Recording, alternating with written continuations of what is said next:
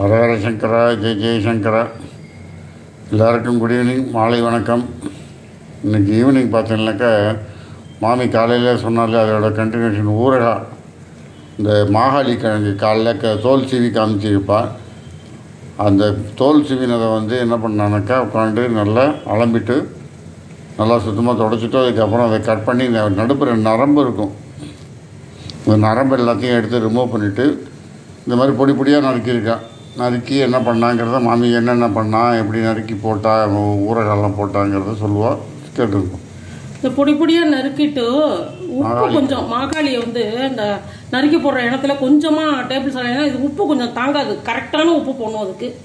அதனால் கொஞ்சம் உப்பு போட்டு கொஞ்சமாக மஞ்சப்பொடி துளியுண்டு மஞ்சப்பொடி போட்டு இந்த எலுமிச்சம்பழம் ஒரு 4 எலுமிச்சம்பழம் பொடி பொடியாக நறுக்கி போட்டேன். அவ்வளோதான். இதுக்கு இனிமேல் உரம் இஞ்சி ஒரு 50 கிராம் இஞ்சி இருக்கும், நறுக்கி போட்டேன். குருத்து இஞ்சியாக பொடி பொடியாக நறுக்கி போட்டேன்.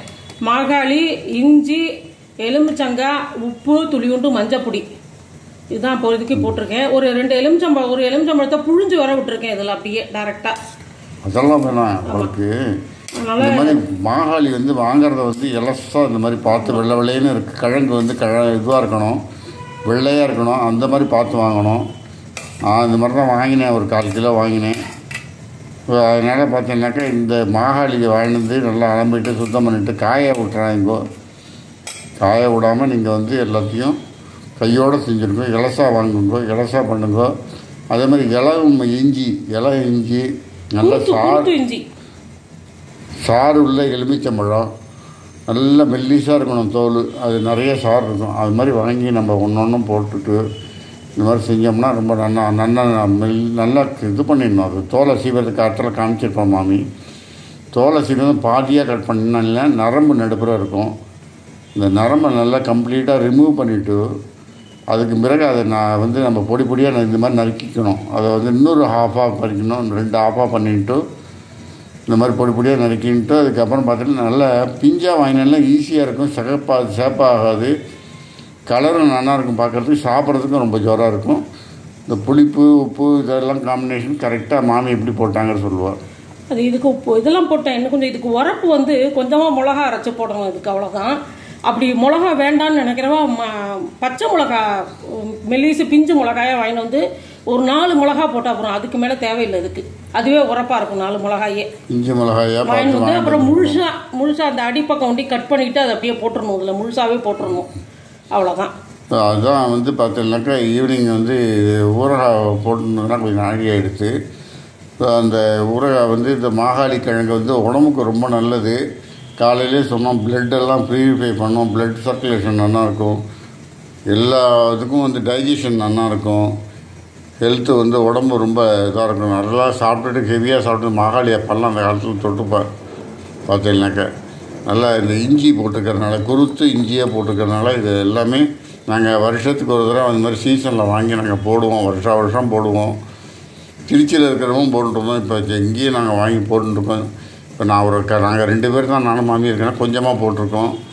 ஸோ இது எப்படி மெத்தடுங்கிறத மாமி உங்களுக்கு எல்லாம் எப்படி செய்கிறது, இந்த ஊறுகாய் மாகாளி கிழங்கு ஊறுகாய் எப்படி செய்கிறதுங்கிறது உங்களுக்கு மாமி எக்ஸ்பிளைன் பண்ணி சொல்லியிருப்பாள். ஸோ எல்லாம் செஞ்சு பாருங்க, வாங்கி செஞ்சு பார்த்துட்டு ஏதாவது டவுட்னா மாமிகிட்ட சொல்லுங்க. அடுத்தபடியாக எலுமிச்சங்காய் ஊறுகாய் நாளைக்கு முன்னாடி உப்பு போட்டு வச்சுருந்தேன் இல்லையா, அது நல்லா ஊறி எடுத்து அதுக்கு மிளகாத்தூள், அப்புறம் வெந்தயப்பொடி, மஞ்சப்பொடி, பெருங்காயம், கடுகு எல்லாம் இது பண்ணி போட்டிருக்கேன் இதுக்கு எலுமிச்சங்காய் ஊறுகாய்க்கு. இந்த எலுமிச்சங்காய் ஊறுகாய் மெல்லிஸ் தோலாக பார்த்து நான் வாங்கிட்டு இருந்தோம். இந்த எலுமிச்சங்காய் ஊறுகாய் பார்த்தீங்கன்னாக்கா 2 நாளைக்கு உப்பில் ஊறி 2-3 நாளைக்கு நல்லா ஊறினதுக்கும் கிளறி விட்டுட்டே இருப்பாள் மாமி. அதுக்கு பிறகு நல்லா ஊறினதுக்கு பிறகு பார்த்தீங்கன்னாக்கா இன்றைக்கி நல்லா ஜூஸியாக மேலே வந்துடும். இன்றைக்கி பார்த்தீங்கன்னா வெந்தயம் பவுடர் அது இது என்னென்ன உரப்பு எப்படி போட்டாங்கிறத மாமி சொல்லியிருப்பா உங்களுக்கு. ஸோ இது பார்த்தீங்கன்னா எல்லா உடம்புக்கு ரொம்ப நல்லது, நல்ல டைஜஷன் ஆகும், நல்ல ஈஸி டைஜஷன். நம்ம பார்த்தீங்கன்னா பொதுவாக எலுமிச்சம்பழம் சாதம், எலுமிச்சம்பழம் போட்டு வேறு என்ன பண்ணுறா, ஜூஸ் பண்ணுறா, எலுமிச்சம்பழம் இன்றைக்கி ரசம் கூட வச்சு காமிச்சிருப்பான். இதெல்லாம் ஹெவியாக நம்ம சாப்பிட்ற போது, நிறைய ஆயிலிங்க இதெல்லாம் சாப்பிட்ற போது உடம்புக்கு ரொம்ப நல்லது. இதெல்லாம் சேர்த்துக்கோங்க, லிமிட்டாக சேர்த்துக்கோங்க. ஆனால் இது மாத்திரம் இது கிடையாது. எங்கள் லால்குடியில் எல்லோரும் விரும்பி சாப்பிடுவான். நாங்களும் எல்லோரும் விரும்பி சாப்பிட்டு பழக்கம் எங்களுக்கு. குழந்தையிலேருந்து எல்லாருமே எங்கள் ஃபேமிலியில் எல்லாருமே சாப்பிடுவோம். ஸோ பிஞ்சாக வாங்கணும். இந்த மாதிரி பார்த்தீங்கன்னா பிஞ்சாக இருக்குது பார்த்தீங்களா, அதுதான் ரொம்ப பிரமாதமாக இருக்கும் உங்களுக்கு தொட்டுன்னு சாப்பிட்றதுக்கு. ஸோ அதனால் இன்றைக்கி ஊறுகாய் போட்டதை வந்து மாமி ஏன் எடுத்தேன் வெய்யி பேசிகிட்டு இருக்கிறப்ப ஏன் எடுக்கிறேன் இல்லட்டா வேண்டாம். ஸோ அதனால் இன்றைக்கி ஈவினிங் பார்த்தீங்கன்னாக்கா மாகாளி கிழங்கு ஊறுகாய் அந்த எலுமிச்சங்காய் ஊறுகாய் பண்ணியிருக்கேன். உங்களுக்கு எதாவது டவுட் இருந்ததுன்னா மாமிகிட்ட வந்து கமெண்ட்ஸில் கேட்டுக்கோங்க. எப்படி செய்கிறது என்ன இது ஏதாவது டவுட் இருக்கும். சரி அதுதான் வேறு ஒன்றும் இல்லை. இன்றைக்கி ஈவினிங் என்ன டிஃபன் பண்ணாங்கிறத மாமி சொல்லுவாள். சொல்லுங்க. இட்லி பார்த்துருக்கேன். இட்லி பார்த்துட்டு சாப்பிட்டு இட்லி பார்த்துட்டு அதுக்கு தொட்டுக்கிறதுக்கு கடப்பா வச்சுருக்கேன். அதனால் இதை எடுத்துட்டு அப்புறம் 10 எடுத்து வைக்கலாம்னு வேறு ஒன்றும்.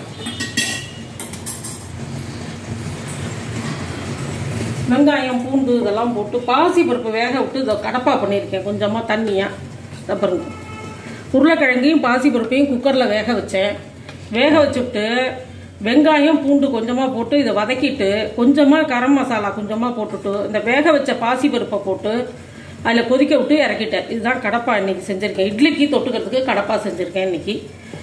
ஸோ இட்லி இங்கே வெந்துருக்கு. ஆமாம், இட்லி பானையில் கொஞ்சம் நாளி ஆகும் இதை எடுக்கிறதுக்கு. கொஞ்சம் நாளி முடிஞ்சதுக்கப்புறம் காமிக்கிறோம். இட்லி பார்த்துட்டேன். கடப்பா ரெடியாக இருக்குது இட்லிக்கு. அவ்வளோதான். இட்லி கடப்பா இன்றைக்கி டிஃபன் அதுதான். பலகாரம் நைட்டுக்கு மோர் கரைச்சி வச்சுருக்கேன். எலுமிச்சம்பழம் உப்பு பெருங்காயம் கருவேப்பிலை கொத்தமல்லி இப்போ எல்லாம் போட்டு கரைச்சி வச்சுருக்கேன். கடுகு தாளித்து அதுதான் ஒரு டம்ளர் குடிக்க போகிறோம். எல்லாம் செஞ்சு பாருங்கள். செஞ்சு பார்த்துட்டு எல்லோரும் லைக் பண்ணுங்கள், ஷேர் பண்ணுங்கள், சப்ஸ்கிரைப் பண்ணுங்கள். Thank you very much. பாய்.